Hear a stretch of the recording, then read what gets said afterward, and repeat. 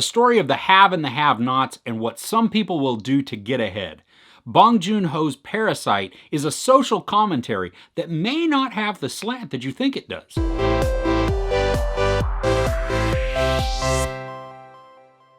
The Kim family is very, very poor, and their son gets the opportunity to work as a tutor for the extremely wealthy Park family. After that, the families are tangled together in some unexpected ways. This is one of those festival darlings that has been getting a ton of publicity as the must-not-miss movie of 2019. It's from the director who brought us The Host and Snowpiercer, both of which are great films, by the way. I love how Bong Joon-ho discusses class and wealth and even contentedness in this film. He brings up issues of entitlement and status and the way that those divide people. The performances in Parasite are great. I mean, they're sometimes awkward, but they're exactly what they're supposed to be. I loved watching all of the interactions, whether it was with the wealthy Park family or the poor Kim family, or even them interacting together in brief little moments here and there.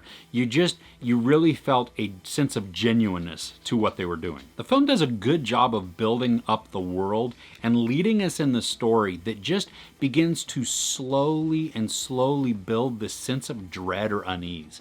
And you don't really know why exactly, but you do know that something not quite good could happen in the very near future. The tension actually rises to a palpable level in the last third of the movie. It leads to a climax that I really think can cause some discussions on what is the right thing to do and what motivates us. The pace in this movie, it's steady. I mean, it's kind of patient, but it just maintains a slowly building pace as the tension increases. And as the tension increases, the pace of the film also begins to ramp up. So that was nice, that it wasn't just a slow burn or boring or whatever you want to say all the way through, but it also wasn't really fast paced either. I mean, it just went like this, and as everything kept growing and growing, it got faster and faster, and your heart started to beat more and more, the tension built, the anxiety even was there. But I did feel the time in this. I mean, it's 2 hours and 12 minutes long, and I cannot think of a single thing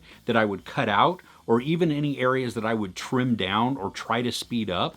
But that being said, I was aware of the time passing. Now, there are several funny moments in this film that go along well with the tension, but it's more of the comedy or the humorous parts happen up front of the movie, and then the tension happens at the end. So you don't have it just like interspersing or breaking that up. So you don't really get a reprieve from the tension once it begins. I mean, once that just starts, it keeps going. Now, because of the richness of the message in the film, I do think that this requires and merits several viewings.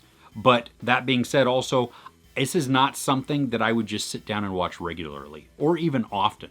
I mean, I'll watch it probably once or twice more. Hopefully I can get it in the theater again before it leaves, because it took forever to get there in the theater. And then, I may end up buying it. I don't know yet. But it's not something that I would be like, oh yeah, I'm totally in the mood for this, let's go. And then, 3 weeks later, yeah, I'm totally ready to watch this again. No, it is worth it. It is definitely worth watching once, twice, maybe even 3 times, especially because I do believe that there is some layered messaging going on. And it's really, the social commentary is so deep, and it is talking about the class and the structure of who we are as people and what makes us content, and are we able to be satisfied with what we have, or do we constantly have to chase something else? And then if somebody else has something that we don't, does that make them wrong?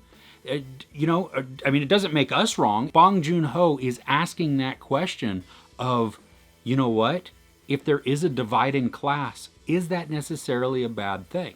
Because if I'm up here, I can be contented, and I decided to work extra hard, or I decided to go after all those promotions, or make the sacrifices that it takes to get to that point, or I can be down here, and I can be totally contented with my level of salary, my level of life, and I'm making it, I'm just not rich. And that's okay too. And it doesn't mean that one has to be pushed up and one has to be pushed down, that we can live like this and we can be okay as well.